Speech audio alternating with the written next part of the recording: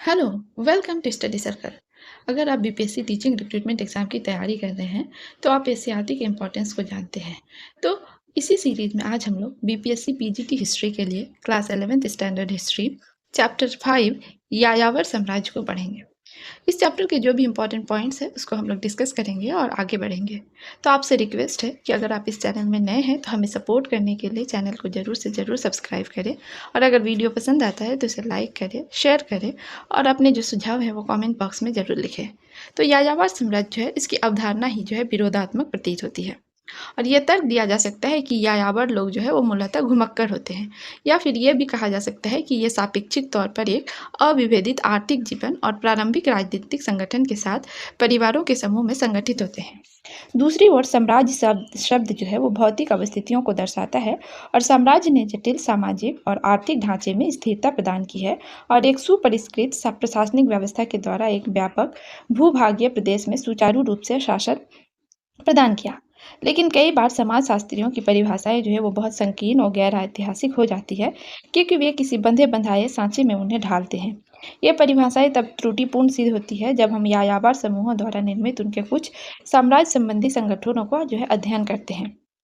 Already chapter 4 में हमने क्या है इस्लामी इलाकों के राज्य निर्माण का अध्ययन किया, जो अरब प्रायद्वीप की वद्दू यायावर परंपरा पर आधारित था।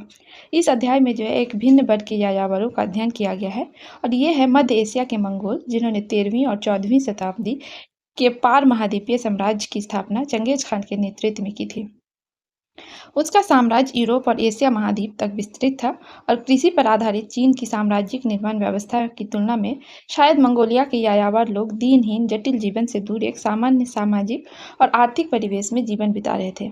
लेकिन मध्य एशिया के ये यायावर एक ऐसे अलग थलग द्वीप के निवासी नहीं थे जिन पर ऐतिहासिक परिवर्तनों का प्रभाव ना पड़े। इन समाजों ने विशाल विश्व के अनेक देशों से संपर्क रखा, उनके ऊपर अपना प्रभाव छोड़ा और उनसे बहुत कुछ सीखा, जिनके वे एक महत्वपूर्ण अंग थे। तो इस चैप्टर में हमें ये ज्ञात होता है कि मंगोलों ने जो है चंगेज खान के नेतृत्व में किस प्रकार अपने पारंपरिक सामाजिक और राजनीतिक रीति रिवाजों को रूपांतरित कर एक भयानक सैनिक तंत्र और शासन संचालन की प्रभावी पद्धतियों का सूत्रपात किया। मंगोलों के सामने ये चुनौती थी कि ये केवल अपनी स्टेपी परंपराओं के जरिए हाल ही में विजित क्षेत्रों का शासन नहीं चला सकते थे, और ये इस वजह से था कि इस नए क्षेत्र में उन्हें तरह तरह के लोगों, अर्थव्यवस्थाओं और धर्मों का सामना करना पड़ा। अपना यायावर साम्राज्य बनाने के लिए उन्हें नए कदम उठाने पड़े और समझौते भी करने पड़े। इस साम्राज्य का यूरेशिया के इतिहास पर गहरा प्रभाव पड़ा, और इसने मंगोलों के समाज के चरित्र और संरचना को हमेशा के लिए बदल डाला। तो ये जो है ब्लू उसमें लिखा हुआ है, उसमें ये बहुत इंपॉर्टेंट है। तो इसमें क्या है कि स्टेपी निवासियों ने आमतौर पर अपना कोई साहित्य नहीं रचा, इसलिए हमारे इन यायाबारी समाजों का ज्ञान मुख्यतः इतिवृत्तों, यात्रा वृत्तांतों और नगरीय साहित्यकारों के जो है दस्तावेजों से प्राप्त होता है। और इन लेखकों की जो यायावारों की जीवन संबंधी सूचना है अज्ञात और पूर्वग्रहों से ग्रस्त है। मंगोलों की साम्राज्यिक सफलताओं ने अनेक विद्वानों को अपनी ओर आकर्षित किया, और उनमें से कुछ ने जो है अपने अनुभवों के यात्रा वृत्तांत लिखे। अन्य मंगोल अधिपतियों के राज्याश्रय में रहे, और इन व्यक्तियों की पृष्ठभूमि जो है अलग अलग थी। ये बौद्ध, कन्फ्यूशियसवादी, ईसाई, तुर्क और मुसलमान थे, और यद्यपि इन लोगों को मंगोल रीति रिवाजों का ज्ञान नहीं था। इनमें से अनेक इनके विषय में सहानुभूतिपूर्वक विवरण, यहाँ तक कि उनकी प्रशस्तियाँ भी लिखी। ऐसे विवरणों ने जो यूरेशिया के शहर से उपजे इन निंदापूर्ण लेखों को चुनौती दी, जिनमें मंगोलों को स्टेपी लुटेरा बताकर हाशिए पर डाल दिया। तो किसने? जो यूरेशिया के शहर थे उसमें मंगोलों को जो है स्टेपी का लुटेरा बताया गया था और उसे हाशिए पर डाल दिया जाता था। इस सब से मंगोलों की तस्वीर जो है पहले से कहीं ज़्यादा जटिल हो गई, और अतः जो है मंगोलों का इतिहास जो है हमें ऐसे रोचक तथ्य उपलब्ध कराता है जिससे कि सामान्यतः अभ्रमणशील समाजों द्वारा जिस ढंग से यायावर समुदायों को आदिम बर्बर के रूप में पेश किया गया उस पर प्रश्न चिन्ह लग जाते हैं। तो आदिम बर्बर क्या होता है इसके बारे में बताया गया यहाँ पे कि बर्बर जो शब्द है वो अंग्रेजी में बारबेरियन शब्द यूनानी भाषा के बारबरोस शब्द से उत्पन्न हुआ है, और इसका अर्थ है कि गैर यूनानी लोगों से जिनकी भाषा यूनानियों को बेतरतीब, कोलाहल बर्बर के समान लगती थी। यूनानी ग्रंथ में बर्बरों को बच्चों की तरह दिखाया गया है, जो सुचारू रूप से बोलने या सोचने में असमर्थ थे, डरपोक थे, स्त्रैण और विलासप्रिय, निष्ठुर, आलसी, लालची और स्वशासन चलाने में असमर्थ थे। और ये रूढ़िगत घिसी-पिटी धारणाएँ रोमवासियों के पास गईं। रोमवासियों ने बर्बर शब्द का प्रयोग जर्मन जनजातियों गौल और हूण्स जो थे उन जैसे लोगों के लिए किया। चीनियों ने स्टेपी प्रदेश के बर्बरों के लिए दूसरे शब्दों का प्रयोग किया, पर उसमें से किसी भी शब्द के सकारात्मक अर्थ नहीं थे। तो क्या था यहाँ पे कि संभवतः मंगोलों पर सबसे बहुमूल्य शोध कार्य 18वीं और 19वीं सदी शताब्दी में रूसी विद्वानों ने उस काल में किया, जब जार शासक मध्य एशियाई क्षेत्र में अपनी शक्ति को सुदृढ़ कर रहे थे। तो कब किया गया था शोध कार्य? 18वीं से 19वीं शताब्दी के बीच में। ये कार्य जो था वो औपनिवेशिक वातावरण में हुए, जो प्रायः हमें सर्वेक्षण टिप्पणियों के रूप में मिलता है, और इन्हें यात्रियों, सैनिकों, व्यापारियों और पुराविदों ने तैयार किया था। प्रारंभिक 20वीं सदी में इस क्षेत्र में सोवियत गणराज्य के विस्तार के उपरांत नवीन मार्क्सवादी इतिहास लेखन में यह तर्क प्रस्तुत किया गया कि प्रचलित उत्पादन प्रणाली सामाजिक संबंधों की प्रकृति को निर्धारित करती है। इसने चंगेज खान और उभरते हुए मंगोल साम्राज्य को मानव विकास की उस संक्रमण व्यवस्था के दायरे में रखा, जिसमें क्या था, जनजातीय उत्पादन प्रणाली से सामंती उत्पादन प्रणाली की ओर परिवर्तन हो रहा था। यह परिवर्तन सापेक्षिक रूप से एक वर्ग विहीन सामाजिक व्यवस्था से उस सामाजिक व्यवस्था की ओर हुआ, जिसमें कृषक, भूस्वामी और लॉर्ड के बीच में एक विशाल अंतर पाया गया। इतिहास की ऐसी निर्धारित व्याख्या का अनुसरण करने पर भी मंगोल भाषाओं, उनके समाज और संस्कृति के अति उत्तम शोध बोरिस याकोवालिच, व्लादिमीर स्टॉव, तो किसने किया था? ये बहुत इंपॉर्टेंट है, ये क्वेश्चन पूछा भी गया है कि मंगोल भाषा और उसके समाज और संस्कृति पर जो सबसे बेस्ट शोध है, रिसर्च है, उस किसने किया था? बोरिस याकोवालेविच, व्लादिमीर स्टॉव जैसे अन्य विद्वानों ने किया। दूसरे अन्य विद्वान थे जिनका नाम था वैसिली व्लादिमीरोविच बार्टोल्ड। क्या था? वैसिली व्लादिमीरोविच बार्टोल्ड ने सोवियत विचारधारा का वो समर्थन नहीं किया। और एक ऐसे समय में जब स्टालिन के शासनकाल में आंचलिक राष्ट्रवाद के कारण घबराहट व्याप्त हो गई थी, तब बार्टोल्ड द्वारा चंगेज खान और उसके वंशजों के अधीन मंगोलों का जीवन और उनकी उपलब्धियों के सकारात्मक और सहानुभूतिपरक विवरण ने उन्हें अभिवेचकों, सेंसर्स के रोष का पात्र बना दिया। उन्होंने बार्टोल्ड की रचनाओं के प्रसार पर कठोरतापूर्वक पाबंदी लगा दी, और केवल 1960 के दशक में उदारवादी था ख्रुश्चेव जब आया, उसके दौरान और उसके उपरांत ही उसकी रचनाओं को 9 खंडों में प्रकाशित किया गया। पार महाद्वीपीय मंगोल साम्राज्य के विस्तार का मतलब ये भी था कि जो शोध के स्रोत विद्वानों को उपलब्ध हैं, वे अनेक भाषाओं में रचे गए हैं। इनमें सबसे निर्णायक स्रोत वो चीनी, मंगोली, फारसी, अरबी भाषा में उपलब्ध है, पर महत्वपूर्ण सामग्रियाँ हमें इतालवी, लातिनी, फ्रांसीसी और रूसी भाषा में भी मिलती है। और अक्सर एक ही मूल ग्रंथ वो विभिन्न आशय के साथ 2 अलग-अलग भाषाओं में प्रस्तुत किए गए हैं। उदाहरण के लिए चंगेज खान के विषय में सबसे प्राचीन विवरण मंगकोल उन न्यूटोबियन, क्या? मंगकोल उन न्यूटोबियन जिसका अर्थ है मंगोलों का गोपनीय इतिहास, जो मंगोलों और चीनी भाषा में मिलते हैं, एक दूसरे से अलग है। और इसी तरह मार्को पोलो द्वारा मंगोल राजदरबार का जो यात्रा वृत्तांत, जो कि इतालवी और लातिनी भाषा में उपलब्ध है, वे एक दूसरे से मेल नहीं खाते। चूँकि मंगोलों ने अपने बारे में स्वयं बहुत कम साहित्य रचा, विदेशी सांस्कृतिक वातावरण में रहने वाले विद्वानों ने उनके बारे में ज़्यादातर लिखा। अतः इतिहासकारों को उन विदेशी मूल रचनाओं में जिन वाक्यांशों का प्रयोग हुआ, वो मंगोल भाषा के करीबी अर्थ निकालने के लिए वांग मीमांसक यानी कि फिलोलॉजिस्ट की भूमिका अदा करनी पड़ती थी। इगोर द रेखविल्स, इगोर द रेखविल्स इसमें जिसका अर्थ है मंगोलों का गोपनीय इतिहास, और गरेहर डोरफर, है ना? गरेहर डोरफर जो इतिहासकार थे, तो उन्होंने क्या था, उन्होंने ऐसी मंगोल और तुर्की शब्दावलियों पर काम किया जो फारसी में शामिल हो गई। जैसे विद्वानों की रचनाएं मध्य एशिया के यायावरों के इतिहास को पढ़ने की कठिनाइयों को उजागर करती है। और हम इस अध्याय में आगे चलकर देखेंगे कि चंगेज खान और मंगोल के विश्वव्यापी साम्राज्य के बारे में उनके अविश्वसनीय उपलब्धि के बावजूद उद्यमी विद्वान अनुसंधानकर्ताओं के अभी बहुत कुछ छानबीन करना बाकी है। तो सबसे पहले भूमिका को पढ़ते हैं कि 13वीं शताब्दी के प्रारंभिक दशकों में यूरो एशियाई महाद्वीप के महान साम्राज्यों ने मध्य एशिया के स्टेपी क्षेत्र में एक नए राजनीतिक शक्ति के अभ्युदय के एक बड़े खतरे का अनुभव किया। और चंगेज खान, जिनकी मृत्यु कब होती है? 1227 में, उन्होंने मंगोलों को संगठित किया। पर चंगेज खान की जो राजनीतिक दूरदर्शिता मध्य एशिया के स्टेपी प्रदेश मंगोल जातियों का एक महासंघ मात्र बनाने से कहीं अधिक दूरगामी थी। उसे ईश्वर से विश्व पर शासन करने का आदेश प्राप्त था। यद्यपि उसका अपना जीवन मंगोल जातियों पर कब्जा जमाने में, साम्राज्य संलग्न क्षेत्र जैसे उत्तरी चीन, तुरान जिसे ट्रांसओक्सिनिया कहते हैं, अफगानिस्तान, पूर्वी ईरान, रूसी स्टेपी प्रदेशों के विरुद्ध युद्ध अभियानों के नेतृत्व और प्रत्यक्ष संचालन में बिता। और तथापि उसके वंशजों ने इस क्षेत्र से और आगे जाकर चंगेज खान के स्वप्न को सार्थक किया एवं दुनिया के सबसे विशाल साम्राज्य का निर्माण किया। तो यहाँ पर क्या है कि एक मानचित्र है जिसमें मंगोल साम्राज्य को दर्शाया गया है। तो ये जो ग्रीन पार्ट दिखाई दे रहा है ये पूरा क्या है, मंगोलों का साम्राज्य है। इस तो यहाँ पे मॉस्को से लेकर ये बैजेंटाइन साम्राज्य, मॉस्को, बगदाद, मर्ग, बुखारा, ये जो ग्रीन पार्ट में यहाँ से हांगजाओ, गुआंगजाओ, चीन, तिब्बत से ये पूरा पार्ट क्या था, ये मंगोल साम्राज्य के अंतर्गत ही आता था।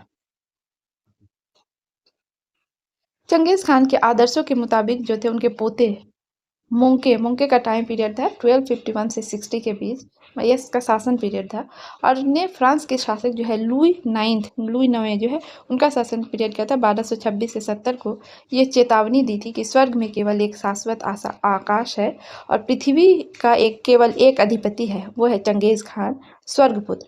और जब शाश्वत स्वर्ग की शक्ति से संपूर्ण विश्व सूर्य के उदय से लेकर अस्त होने तक आनंदित और शांति में रहेगा, तब ये स्पष्ट होगा कि हम क्या करने जा रहे हैं। यद्यपि आपने शाश्वत स्वर की आज्ञप्ति को समझ लिया है, फिर भी आप हम पर विश्वास ना करते हुए ध्यान नहीं देना चाहते हैं और केवल ये कह देते हैं कि हमारा देश दूर है, हमारे पर्वत विराट है और हमारे समुद्र विशाल है। अगर इस विश्वास के साथ आप हमारे विरुद्ध सैन्य बल लेकर आएंगे तो हम भी जानते हैं कि हम क्या कर सकते हैं। और ऐसा उस शाश्वत स्वर्ग को भी पता है जिसने कठिनाई को आसान बनाया और सुदूर को निकट ला दिया। और ये केवल कोरी धमकियां नहीं थी।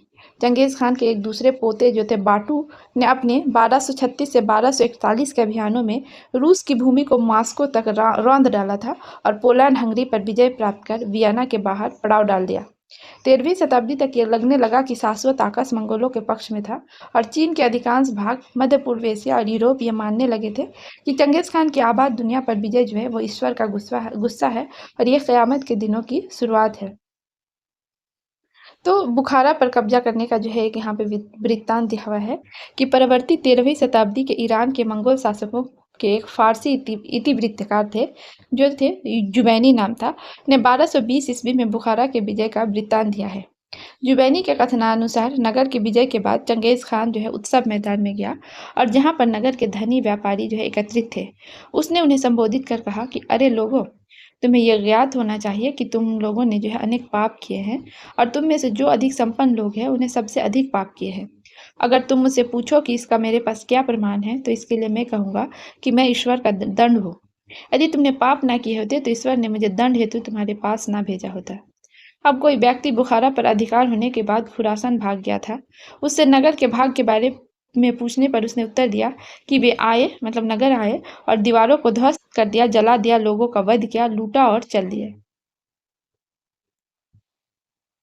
तो मंगोलों ने किस प्रकार अपने साम्राज्य का निर्माण किया और दूसरे विश्व विजेता सिकंदर की उपलब्धियों को बौना बना दिया। पूर्व औद्योगिक काल में जब प्रौद्योगिकी संचार व्यवस्था अपर्याप्त थी, तब मंगोलों ने जो अपने विशाल साम्राज्य के शासन और उसे नियंत्रित करने के लिए किन कौशलों का प्रयोग किया। एक ऐसे व्यक्ति जिन्होंने अपने नैतिक और शासन के दैवीय अधिकारों के प्रति इतना आत्मविश्वास था, चंगेज खान ने अपने अधिकार क्षेत्र में बसे हुए विविध सामाजिक तथा धार्मिक समुदायों के साथ किस तरह का संबंध रखा होगा। उसकी राज्य सत्ता इम्पेरियम के विकास में इस बहुविविधता प्लुरैलिटी का क्या हुआ।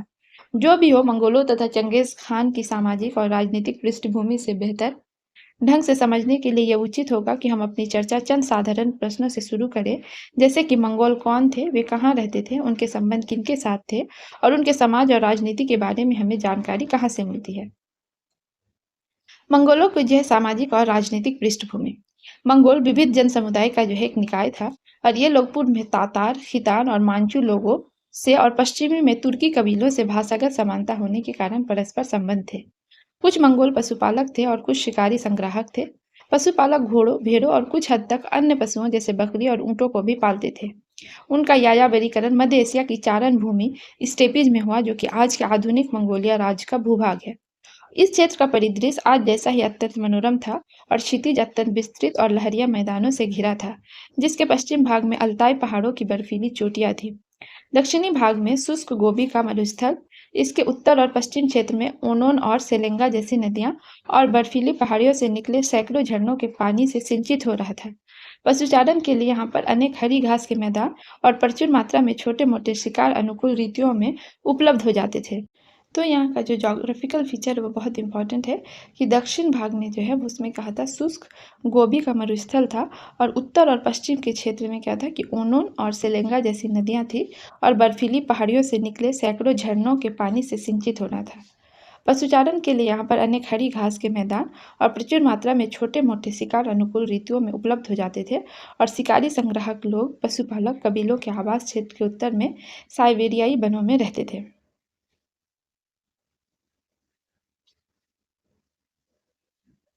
तो यहाँ पर एक चित्र है और इसमें ये ओनोन नदी के मैदान में बाढ़ का दृश्य को दिखा रहा है।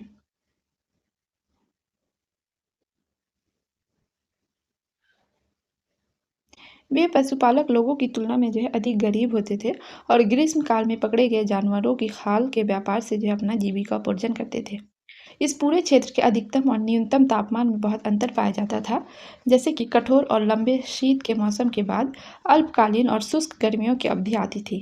चारण क्षेत्र में साल की सीमित अवधियों में ही कृषि करना संभव था, परंतु मंगोलों ने जो है अपने पश्चिम के तुर्कों के विपरीत कृषि कार्य को नहीं अपनाया।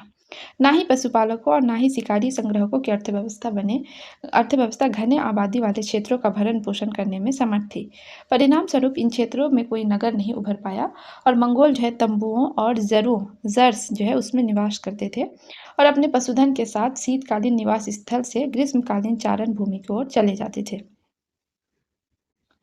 नृजातीय और भाषाई संबंधों ने जो है मंगोल लोगों को जो आपस में जोड़ रखा था, पर उपलब्ध आर्थिक संसाधनों में कमी होने के कारण उनका समाज अनेक पितृपक्षीय वंशों में विभाजित था। धनी परिवार विशाल होते थे और उनके पास अधिक संख्या में पशु और चारण भूमि होती थी, और इस कारण उनके जो है अनेक अनुयायी भी होते थे।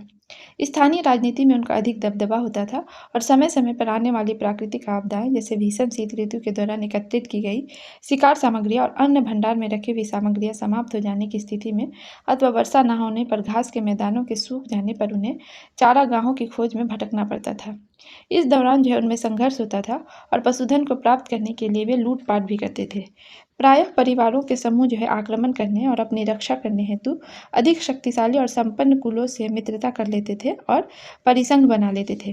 कुछ अपवादों को छोड़कर ऐसे परिसंघ प्रायः बहुत छोटे और अल्पकालिक होते थे। मंगोलों और तुर्की कबीलों को मिलाकर चंगेज खान द्वारा बनाया गया परिसंघ 5वीं शताब्दी के अट्टिला अट्टिला जो हूण थे, तो अट्टिला की मृत्यु 453 ईस्वी में हुए द्वारा बनाए गए परिसंघ के बराबर था। अटिला के बनाए परिसंघ के विपरीत चंगेज खान की राजनीतिक व्यवस्था थी वो बहुत अधिक स्थायी रही और अपने संस्थापक की मृत्यु के बाद भी कायम रही।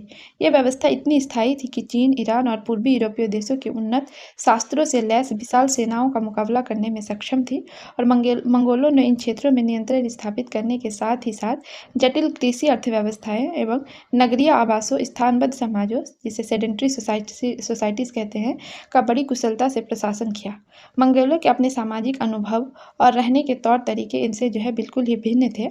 यद्यपि यायावरी सामाजिक और राजनीतिक संगठन कृषि अर्थव्यवस्थाओं से बहुत भिन्न थे, पर ये दोनों समाज एक दूसरे की व्यवस्था से अनभिज्ञ नहीं थे, और वास्तव में इस स्टेपी क्षेत्र में संसाधनों की कमी के कारण मंगोलों और मध्य एशिया के यायावरों को व्यापार और वस्तु विनिमय के लिए उनके पड़ोसी चीन के स्थायी निवासियों के पास जाना पड़ता था। यह व्यवस्था दोनों पक्षों के लिए लाभकारी थी। यायावर कबीले खेती से प्राप्त उत्पादों और लोहे के उपकरणों को चीन से लाते थे और घोड़े, फर और स्टेपी में पकड़े गए शिकार का विनिमय करते थे। उन्हें वाणिज्यिक क्रियाकलापों में काफ़ी तनाव का सामना करना पड़ता था, क्योंकि दोनों पक्ष जो है वो अधिक लाभ प्राप्त करने की होड़ में बेधड़क सैनिक कार्रवाई भी कर बैठते थे। जब मंगोल कबीलों के लोग साथ मिलकर व्यापार करते थे, तो अपने चीनी पड़ोसियों को व्यापार में बेहतर शर्तें रखने के लिए मजबूर कर देते थे, और कभी-कभी ये लोग व्यापारिक संबंधों को नकार कर केवल लूट-पाट करने लगते, और मंगोलों का जीवन अस्त-व्यस्त होने पर ही इन संबंधों में बदलाव आ जाता। ऐसी स्थिति में चीनी लोग अपने प्रभाव का प्रयोग स्टेपी क्षेत्र में बड़े आत्मविश्वास से करते, और इन सीमावर्ती झड़पों से जो है स्थायी समाज कमजोर पड़ने लगे। उन्होंने कृषि को अव्यवस्थित कर दिया और नगरों को लूटा। दूसरी ओर यायावर लूटपाट कर संघर्ष क्षेत्र से दूर भाग जाते थे, जिससे उन्हें बहुत कम हानि होती थी और अपने संपूर्ण इतिहास में चीन को इन यायावरों से विभिन्न शासन कालों में बहुत अधिक क्षति पहुंची। यहाँ तक कि 8वीं शताब्दी ईस्वी पूर्व से अपने प्रजा की रक्षा के लिए चीनी शासकों ने जो है किलेबंदी करना प्रारंभ कर दिया।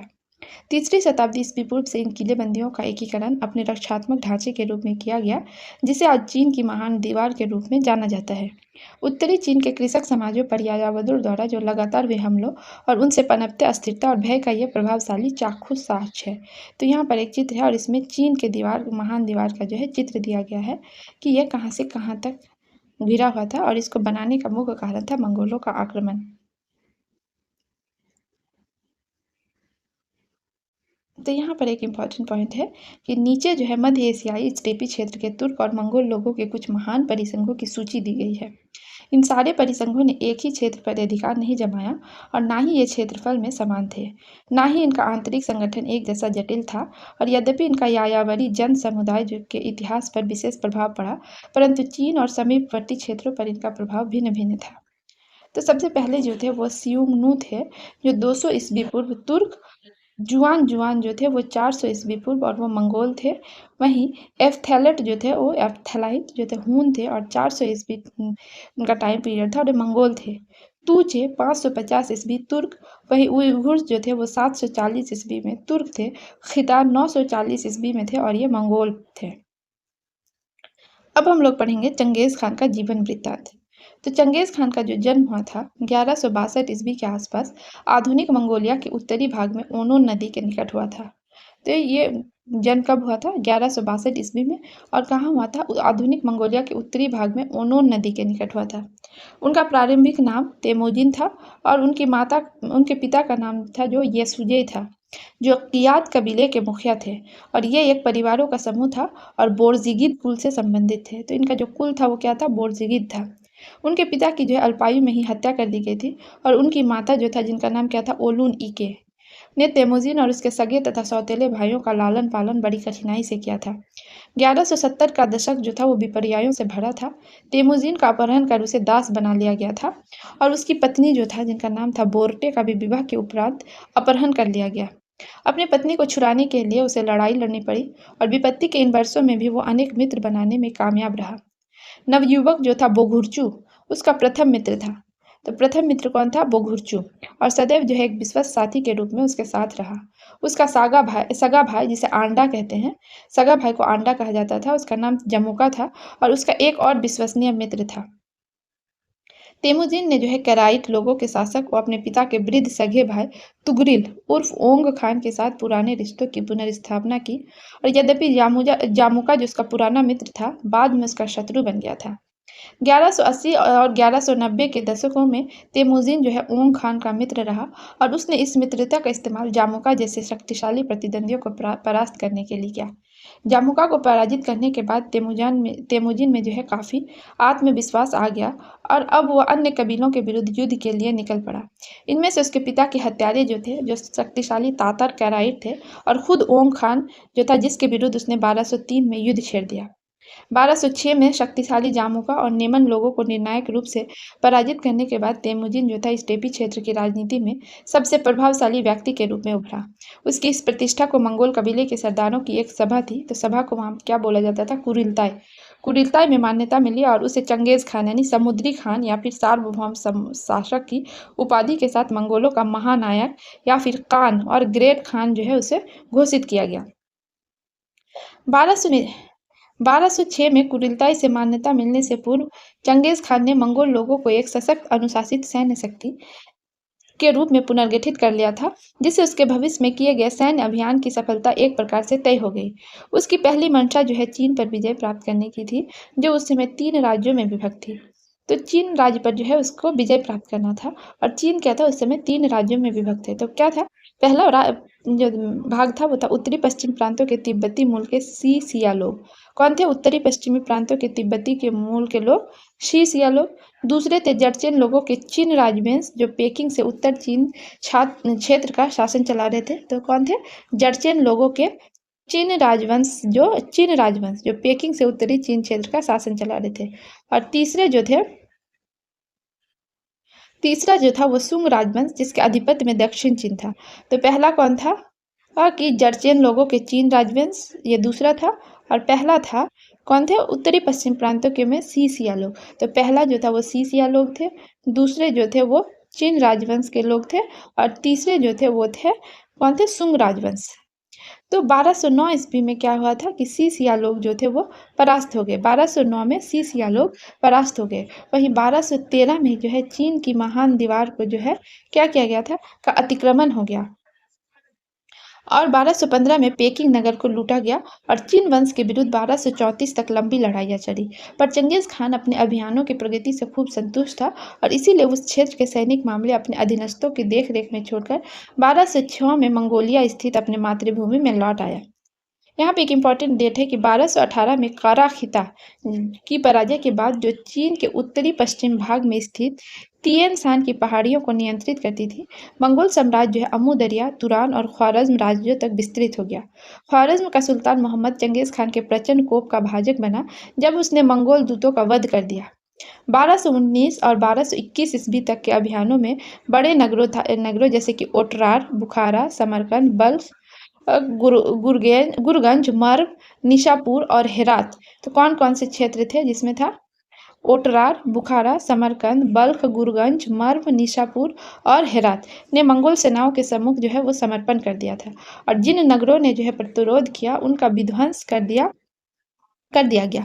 निशापुर में घेरा डालने के दौरान जब एक मंगोल राजकुमार की हत्या कर दी गई तो चंगेज खान ने आदेश दिया कि नगर को इस तरह विध्वंस किया जाए कि संपूर्ण नगर में हल चलाया जा सके, और अपने प्रतिशोध राजकुमार की हत्या के लिए उसको उग्र रूप देने के लिए ऐसा संहार किया जाए कि नगर के समस्त बिल्ली और कुत्तों को भी जीवित न रहने दिया जाए।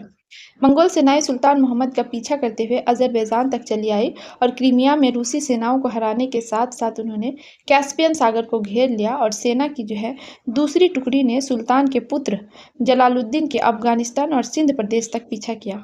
सिंधु नदी के तट पर क्या हुआ था कि चंगेज खान ने उत्तरी भारत और असम मार्ग से मंगोलिया वापस लौटने का विचार किया, परंतु असह्य गर्मी और प्राकृतिक आवास की कठिनाइयों तथा समण जो है निमित्तक द्वारा दिए गए अशुभ संकेतों के आभास ने उसे अपने विचारों को बदलने के लिए बाध्य किया। शमन मतलब जो जैसे आज हमारे यहाँ पे पुरोहित या पंडित होते हैं, उस तरह उनके वहाँ समन होते थे जो क्या करते थे? प्रिडिक्ट करते थे भविष्य को। तो उन्होंने शमन ने जो है उसको मना किया था, वहाँ पे अशुभ संकेत दिए थे। तो समन निमित्तक द्वारा दिए गए अशुभ संकेतों के आभास के कारण उसने अपने विचारों को बदलने के लिए बाध्य किया और अपने जीवन का अधिकांश भाग युद्धों में व्यतीत करने के बाद 1227 ईस्वी में चंगेज खान की मृत्यु हो गई और उनकी सैनिक उपलब्धियां जो है वो विस्मित कर देने वाली थी। और ये बहुत हद तक स्टेपी क्षेत्र की युद्ध शैली के बहुत से आयामों को आवश्यकता अनुसार परिवर्तन और सुधार करके उसको प्रभावशाली रणनीति में बदल पाने का परिणाम था। मंगोलों और तुर्कों के घुड़सवारी कौशल ने उसकी सेना को गति प्रदान की थी और घोड़े पर सवार होकर उनकी तीरंदाजी का जो कौशल अद्भुत था, उन्होंने अपने दैनिक जीवन में जंगल में पशुओं का आखेट करते समय प्राप्त किया था। उनके इस घुड़सवारी तीरंदाजी के अनुभव से उसकी सैनिक गति को बहुत तेज कर दिया और स्टेपी प्रदेश के घुड़सवार सदैव फुर्तीले और बड़ी तेज गति से यात्रा करते थे। अब उन्हें अपने आसपास के भूभागों और मौसम की जानकारी हो गई थी, जिससे उन्हें अकल्पनीय कार्य करने की क्षमता प्रदान की। उन्होंने घोर शीत ऋतु में जो है युद्ध अभियान प्रारंभ किए और उनके नगरों और शिविरों में प्रवेश करने के लिए बर्फ से जमी हुई नदियों का राजमार्गों की तरह प्रयोग किया। यायावर लोग अपनी परंपराओं के अनुसार प्राचीरों के आरक्षित शिविरों में पैठ बनाने में सक्षम नहीं थे, पर चंगेज खान ने घेराबंदी यंत्र यानी कि सीज इंजन और नेफ्था बमबारी के महत्व को शीघ्र जाना और उसके इंजीनियरों ने जो है उसके शत्रुओं के विरुद्ध अभियानों में इस्तेमाल करने के लिए हल्के चल उपस्कर लाइट पोर्टेबल इक्विपमेंट का निर्माण किया, जिससे युद्ध में जो है घातक प्रभाव होते थे। तो नेफ्था क्या था कि वो नेफ्था बमबारी किसके? मंगोलों के द्वारा जो है किया जाता था और इसके इंपॉर्टेंस को जानते थे। और ये इन्होंने इनके द्वारा जो है चंगेज खान ने घेराबंदी यंत्र यानी सीज इंजन का भी प्रयोग किया था युद्ध में। तो यहाँ पर एक कॉलम है, सबसे पहले उसको पढ़ते हैं कि मंगोलों द्वारा किए गए विनाश का आकलन। तो चंगेज खान के अभियानों के विषय में प्राप्त समस्त विवरण इस पर सहमत है कि जिन नगरों ने उनका प्रभुत्व स्वीकार नहीं किया, उन पर अधिकार जमाने के बाद वहाँ रहने वाले बहुत से लोगों को उसने मौत के घाट उतार दिया और इनकी संख्या जो है बहुत चौंका देने वाली थी कि 1220 ईस्वी में निशापुर पर अधिपत्य करने में 17 लाख 47 17,47,000, जबकि 1222 ईस्वी में हिरात पर अधिपत्य करने में 16 लाख और 1258 में बगदाद पर अधिपत्य करते समय 8 लाख लोगों का वध किया और छोटे नगरों में सापेक्षिक रूप से कम नरसंहार हुआ। तो क्या था कि नासा में 70,000, बैहाक जिले में 70,000 और कुहिस्तान प्रांत के तूर नगर में 12,000 लोगों को अपने जीवन से हाथ धोना पड़ा। मध्यकालीन इतिवृत्तिकारों ने मृतकों की संख्या का अनुमान कैसे लगाया? तो ईल खानों के फारसी इतिवृत्तिकार जुबैनी ने बताया कि मर्ग में 13 लाख लोगों का वध किया गया और उन्होंने इस संख्या का अनुमान इस प्रकार लगाया कि 13 दिन तक 1 लाख शव जो है प्रतिदिन गिने जाते थे। तो यहाँ पर क्या है कि एक टाइमलाइन दिया हुआ है, उसके बारे में पढ़ते हैं, जो चंगेज़ खान के जीवन से जुड़ा हुआ है। तो लगभग 1168 में जो है तेमुजीन का जन्म होता है और 1160 और 70 के दशक में दास्ता और संघर्ष का वर्ष होता है चंगेज़ खान के लिए। 1180 और 90 का दशक संधि संबंधों का काल होता है। वहीं 1203 से 27 में जो है विस्तार और विजय किया जाता है। 1206 में तेमुजीन को चंगेज़ खान यानी मंगोलों का सार्वभौम शासक घोषित किया जाता है। 1227 में चंगेज़ खान की मृत्यु होती है। 1227 से 41 के बीच चंगेज़ खान के पुत्र जो है वो गोदोई का शासनकाल रहता है और 1227 से 60 के बीच 3 महान खानों का शासन मंगोल एकता की स्थापना का वर्ष रहता है। 1236 से 42 बाटू के अधीन जो है रूस, हंगरी, पोलैंड और ऑस्ट्रिया पर आक्रमण किया जाता है। बाटू चंगेज़ खान के सबसे बड़े पुत्र जोची का पुत्र था। 1246 से 49 तक ओगोदई के पुत्र गुयुक का काल था। 1251 से 60 मोंके जो था चंगेज़ खान के पौत्र और तुलुई के पुत्र का काल था। तो चंगेज़ खान के पुत्र थे तुलुई और उनके पुत्र थे मोंके, उसका काल था और ये एक महान शासक थे। 1253 से 55 में जो है मोंके के अधीन ईरान और चीन में पुनः आक्रमण होता है। वहीं 1257 से 1267 तक क्या होता है कि बाटू के पुत्र बरके का राज्यकाल होता है। बाटू कौन थे? बाटू मंगोल चंगेज़ खान के जो है पोते थे और पोते के पुत्र बरके का जो है राज्यकाल होता है और सुनहरा गिरोह गोल्डन हर्थ का जो नेस्टोरियन ईसाई धर्म से इस्लाम की दौर पुनः प्रवृत्त होना होता है यहाँ पे। और 1350 के दशक में जो है उनका इस्लाम में निश्चयात्मक रूप से धर्मांतरण हुआ और ईल खान के विरुद्ध गोल्डन होर्ड और मिस्र देशों का जो है मैत्री का प्रारंभ हुआ। तो इस चैप्टर का जो है पार्ट 1 है। पार्ट 2 हम लोग पढ़ेंगे। इस चैप्टर का जो बाकी हिस्सा है हम लोग पार्ट 2 में पढ़ेंगे। तो अगर आपको ये वीडियो पसंद आता है तो इसे लाइक करें, शेयर करें। हमें सपोर्ट करने के लिए चैनल को ज़रूर से ज़रूर सब्सक्राइब करें। वीडियो देखने के लिए आपको बहुत बहुत धन्यवाद।